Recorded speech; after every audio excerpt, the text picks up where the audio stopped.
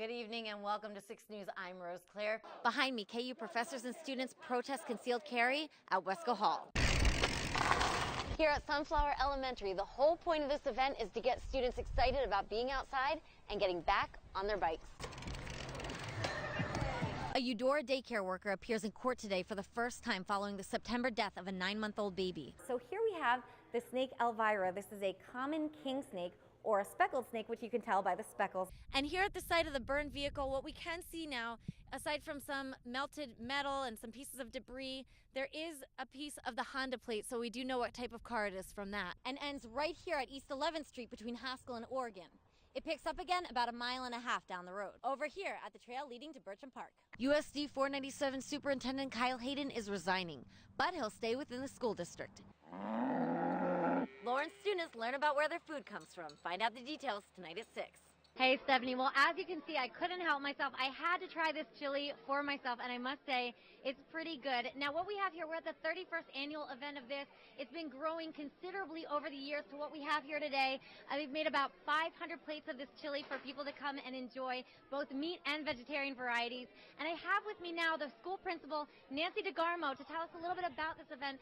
Why is Martin Luther King Day so important to you guys? We get to know USD 497's newest board member. I'm at the KU Engineering Expo playing with non-Newtonian fluid.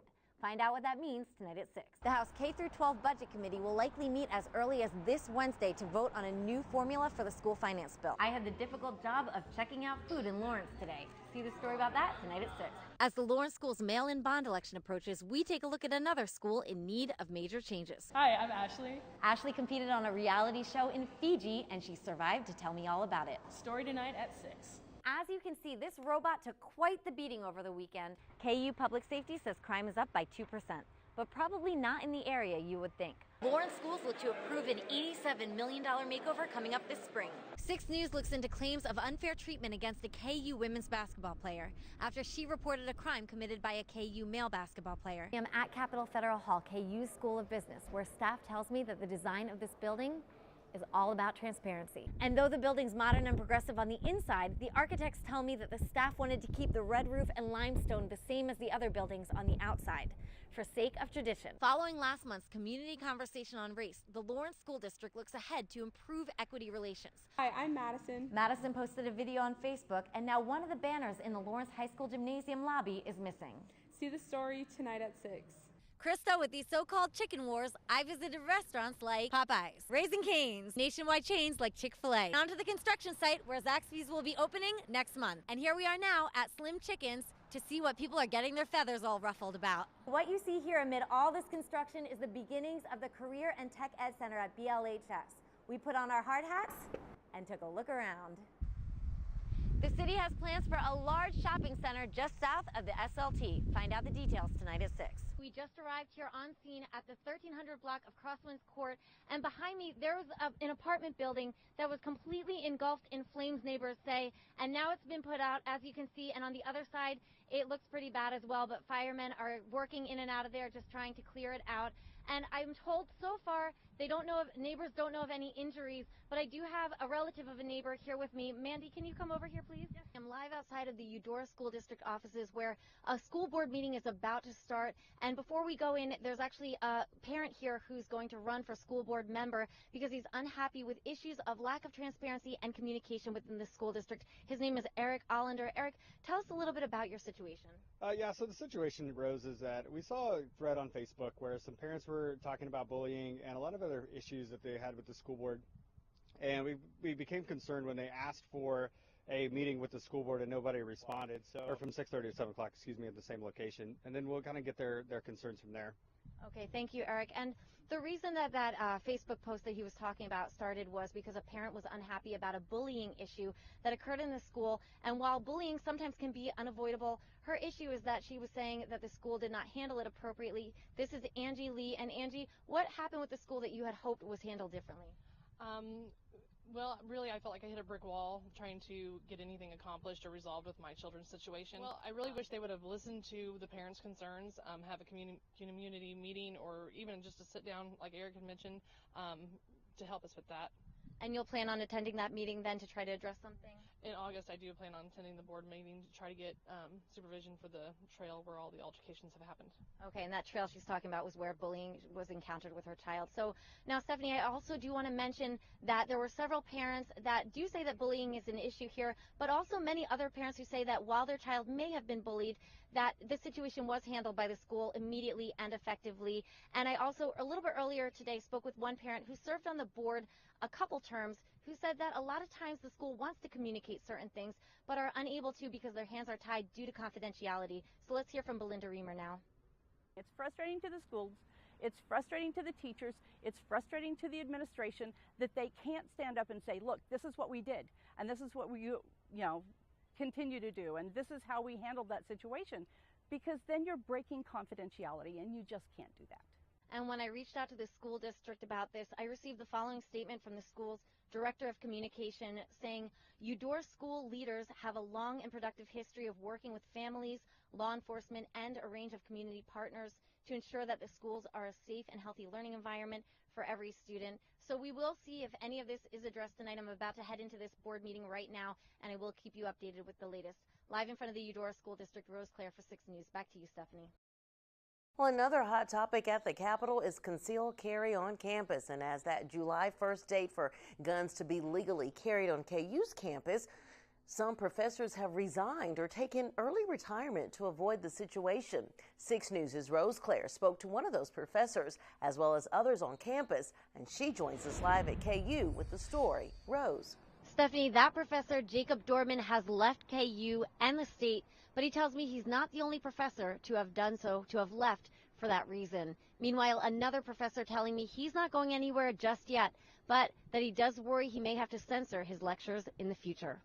Professor Jacob Dorman taught history and American studies at the University of Kansas for a decade until this past May, when he resigned for fear of working on a campus that allows guns. Concealed carry on campus at KU will make it more difficult to recruit top candidates to come to KU in the future. The 2013 law allowing concealed weapon carry inside government buildings temporarily excluded universities. But that ends this July, and Professor Dorman didn't want to stick around for that. Responsible gun owners are not the problem. The problem, it seems to me, is that there are so many irresponsible gun owners or possessors. According to data from Everytown for Gun Safety, nearly 1 in 6 school campus shootings between 2013 and 15 happened because of the presence of a gun, not in spite of it. And though Dorman's not the first to resign since the law's passing 4 years ago, other professors plan to stay on, though not without caution. Are you going to not put those questions into the room that you know will cause people to become agitated or that are controversial? I'd like to believe no. That is my job. That is my mission. But I'll think twice about it. And Professor Kennedy's not alone in his thinking. Some students feel the same. The reason I like to go to college is because professors are so uncensored, and we're choosing to be here and we're putting ourselves out there. And I think that's actually really going to be taken away with this law. Meaning the fight for Second Amendment rights could essentially affect professors' First Amendment rights, which is why Professor Dorman's using his to speak out about the issue. And safety may not be the only issue and concern here with this new law. Additional costs can be a concern as well. In 2014 in Idaho, 5 state schools had to request nearly $4 million in just the first year alone that guns were allowed on campus. So that may be a concern here in the near future as well. All right, thank you, Rose. And we reached out to the National Rifle Association, who responded saying it's disappointing that a college professor would allow his anti-gun bias to get in the way of the facts. Welcome to 6 News. I'm Stephanie Bryan. A standoff earlier this month in Southwest Lawrence had some neighbors concerned with the way police handled the situation. 6 News' Rose Claire looked into the complaints and joins us with this story. Rose. Stephanie, earlier this month, Lawrence police spent several hours on the 2500 block of Scottsdale. And while some residents say they weren't notified of the situation, overall, residents there and in other parts of Lawrence say police were just doing their job. Just finishing lunch, and I looked up out my living room window. There was evidently a police officer. Resident Charles Gilmore says he wishes the Lawrence police took time to inform him on the morning of the April 4th standoff that happened just down his street that landed police and their guns on his yard. At no time did they knock on my door or ring my doorbell and see if I was home and tell me what was going on. But while 6 News received similar anonymous complaints, most residents who witnessed police the day of the standoff say they were just doing their job, and residents closer to the incident say they spoke with police. I never felt threatened or worried, really. I didn't really feel like they needed to tell me about it. You know, I'm sure they just needed to deal with whatever problem they had. They were very kind, very helpful. Another Lawrence resident says a few years ago, her friend dealt with a similar situation on Naismith when she found police on her neighbor's yard. And was just super alarmed and didn't know what was going on because they weren't notified and had to read about it in the news later to figure out what was going on. And over the bridge in North Lawrence, resident Bruce Barlow says he's experienced a similar situation with police on his lawn. But he too says police were just doing their job. If I saw an episode next door, I don't believe that it's their job to come knocking on my door and say, we're going to have an episode next door, so watch out. In an email, police responded saying, though difficult and unpredictable situations, the LPD does its best to communicate a given situation to neighbors. Still, Charles Gilmore says of the April 4th standoff in his area, I felt they could have been more concerned about my physical safety, especially since they were using my house as cover. And Stephanie, the Lawrence Police Department told me in an email that they don't have a specific protocol for notifying neighbors of situations like this one. They say it's done on a case-by-case basis, and they do their best to communicate with property owners about what's going on. For 6 News, I'm Rose Claire. Back to you, Stephanie. Well, just a few weeks ago, 6 News brought you along to the farm as students learned about their food. Well, today, that learning experience continues, this time at the fairgrounds. 6 News' Rose Claire checked out the Body Venture trip and has this story. Rose. Stephanie, today I watched students travel throughout the human body in an interactive exhibit that actually travels throughout Kansas. Take a look.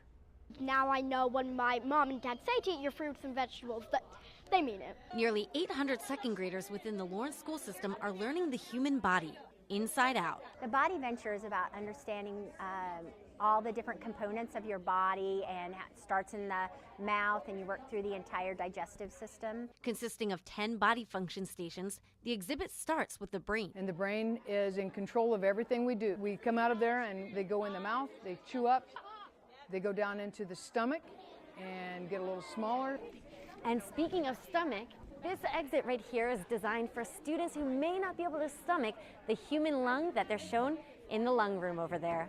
Then we go into the small intestine where we're absorbed with water and the nutrients get into the bloodstream. And the bones, the muscles, and the skin, and where we come out at the very back, there's a cut in the skin and we are an excretion in the blood, and that's how we exit the body. The Kansas Department of Education's exhibit travels the whole state of Kansas. And as it came to Lawrence, the Douglas County Fairgrounds offered up the space for free, which the coordinators appreciated. But maybe not as much as the students. I learned what lungs look like when you smoke a lot. What did it teach you about smoking? To not smoke or your lungs can hurt, then it's hard to breathe. Like learning that my skin is a giant organ, I had no idea about that, and learning how to keep my body healthier. A good way to end the school year, before students get the chance to turn into couch potatoes for the summer. Good evening and welcome to 6 News. I'm Stephanie Bryant. The North Lawrence Improvement Association held its community meeting last night, but this time residents were met by a police officer. They weren't in trouble. It's a rare community and police Q&A the association holds. 6 News' Rose Claire was at the meeting and has the details. Rose. Stephanie, the first question raised by a resident during last night's Q&A was regarding an increase in police presence, which some community members had already mentioned to me ahead of that meeting. So I looked into why that might be happening in North Lawrence right now. I'd rather spend time on what you want to know about first. In Monday night's North Lawrence community meeting, Police Chief Tarek Khatib gave residents a chance to ask questions regarding neighborhood issues. And the first hand that went up addressed something 6 News has heard from other residents. I just noticed this last week that for a couple days, it seemed like every 10 minutes there was a patrol car going back one direction or the other along there. And that seemed unusual. Resident Natalia Lowther says after some recent difficulties with her neighbors, the increased police presence in North Lawrence has her feeling more secure. Police Chief Tarek Khatib says they use data-driven approaches to crime, looking at maps to find out statistically where more crimes occur. So if you're seeing a lot of police activity in North Lawrence, it may be in regards to a crime location, burglaries, auto burglaries, a drug house. So I checked out the data. Using a random North Lawrence address, I looked only at residential burglaries, the crime I heard most from North Lawrence residents. And what I found is 21 burglaries over the past year. By comparison, in West Lawrence, a 1-mile radius on West 6th Street shows 17 burglaries. Still, looking at Lawrence as a whole, there doesn't appear to be a large difference in crime between the north and the rest of the city. But that wasn't always the case. Chief Khatib says it's come a long way in recent years. 26 years ago, North Lawrence was an area where we spent a lot of time. We had fights and shootings and gangs and crimes here. So maybe that added police presence can at least partly explain North Lawrence's cleanup. And the meeting had a fairly small attendance, but most residents seemed satisfied with the talk with Police Chief Khatib. North Lawrence meets about once a month, but this was a special one. The president of the North Lawrence Association telling me they only meet with the police chief about once every 3 years. For 6 News, I'm Rose Claire. Stephanie?